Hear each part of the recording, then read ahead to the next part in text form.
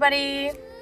So I have just taken the about 35-minute drive into town, and I thought that I would show you around town actually. So this is the big city just behind me, and I'm going to take you on a little bit of a walk around the city, which, believe me, won't take too long because it's not all that big. It's really just one road, so I'll take you around, show you around a little bit, and you can see where I've been spending my time for the past 3 months, almost 3 months. It's a little bit different from where I usually live in Beijing. Not so many, what are they called?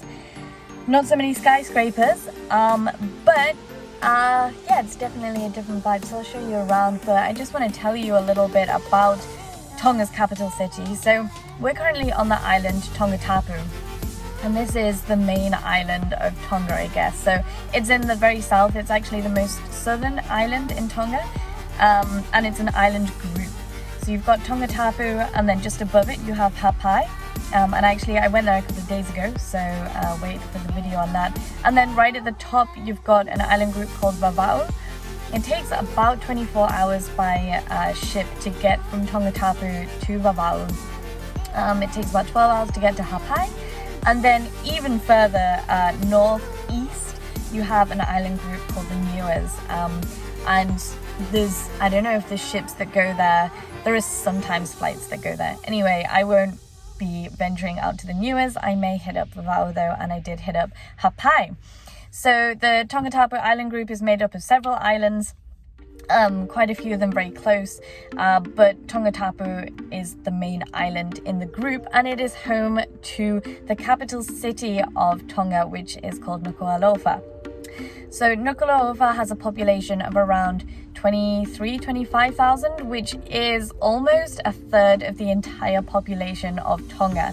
The entire population of Tonga is about 70,000, so yeah, if my maths is correct.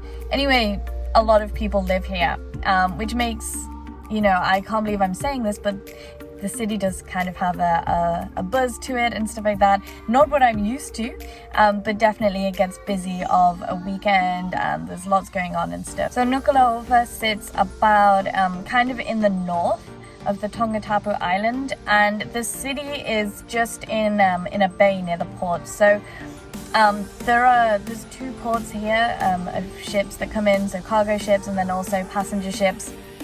And the city, when I walk down I'll show you, but the city pretty much starts a 5-minute walk inland and then carries on down to the port.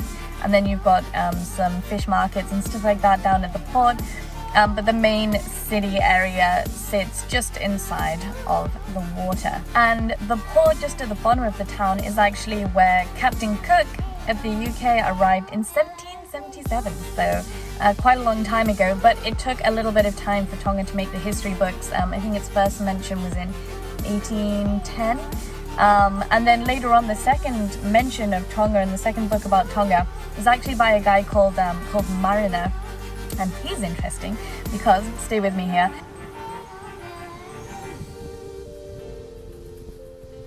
he was one of the only survivors of the Port-au-Prince incident in Hapai.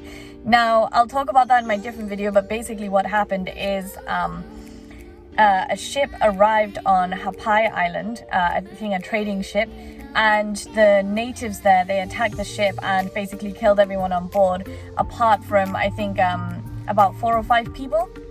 And Mariner was a young boy at that time, and he was actually then adopted and taken in by the chief of that tribe, and then grew up in Tonga.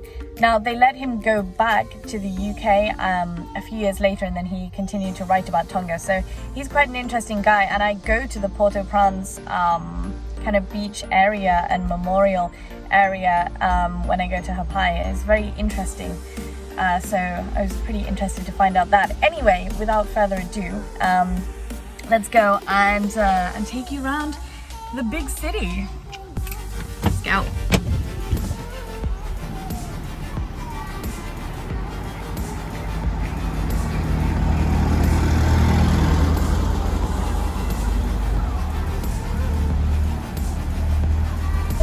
Okay, Okay, so let's start our walk around town. So we've just started here on the corner, signifies I guess the start of town, and just on the corner you'll see a big church as well. So I'd say the biggest buildings in Tonga are definitely the churches, and they tend to be the newest and most well kept as well.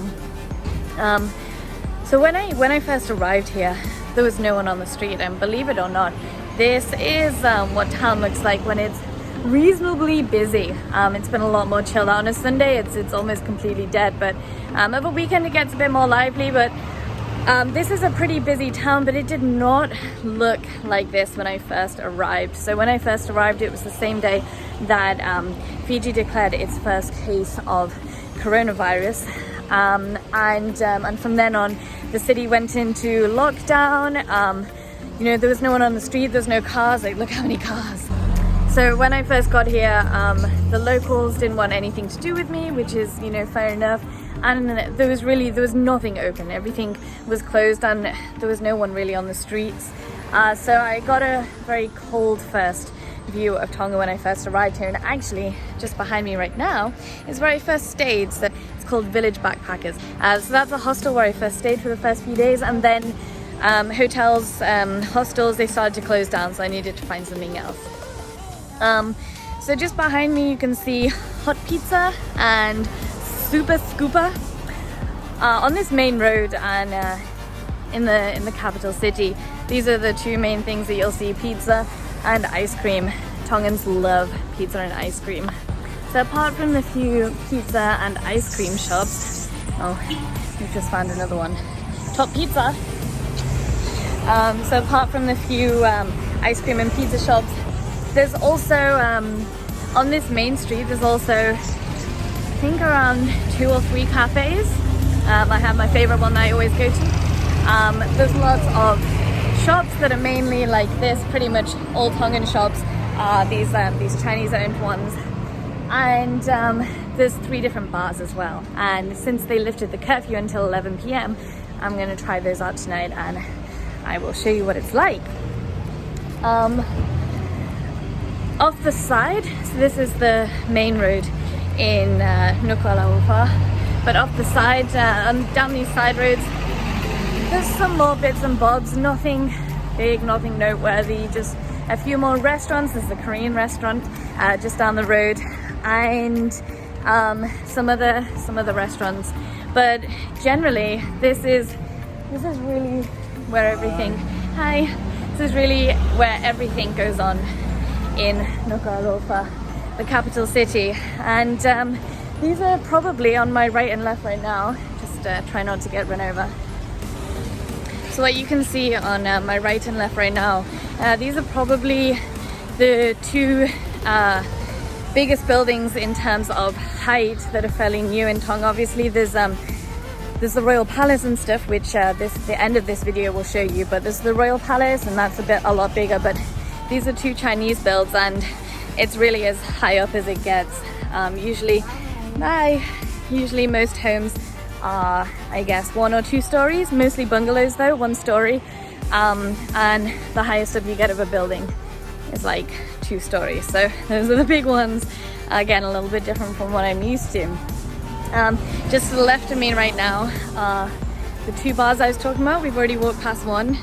Time Out and Reload. Reload, apparently the best bar in Tonga, and it's where I spent my first night here, and actually left my passport, long story. And then to my left as well, we have the New Zealand consulate, who represent me when I'm here. And to my right, my favorite cafe, and I'll show you around there right now. Friends Cafe is located in one of the oldest buildings in Tonga, the Isabella building. Built in the 1800s by Henry Harry Percival of Liverpool, England, his descendants are the current owners of this property. Isabella was the name of his granddaughter.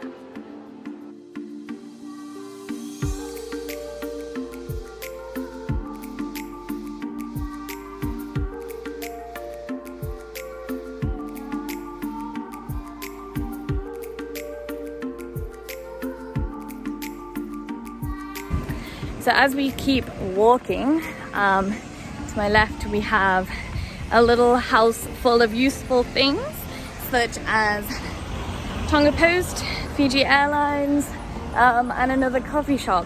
Now, if you would like a postcard from Tonga, do let me know, because International Post has opened up again. So let me know and I will send you a postcard. Tonga Post is where I do everything. I'm just going there every day printing and whatnot.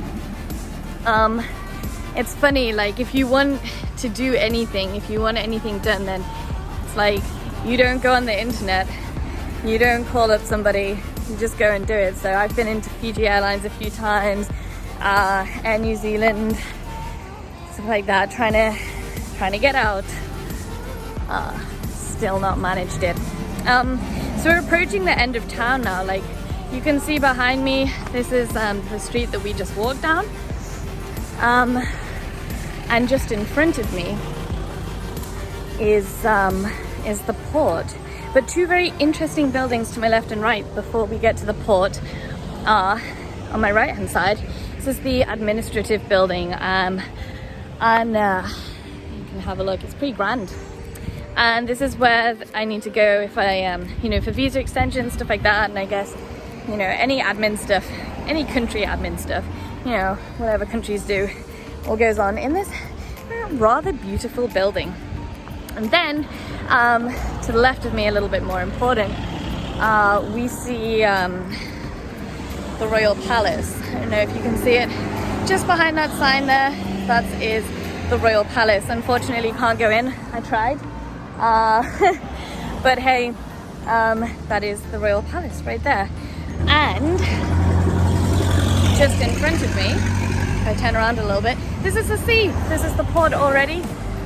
We've walked the full road. I don't know how long this took me in total, but we're now coming up to the port area, all of the seaside markets, stuff like that. But this is officially the end of town. There's nothing really more going on, as you can see. So I hope you enjoyed seeing a little bit of the big city in Tonga, home to 25,000 people, and also home to me at the moment. Gosh, it's small.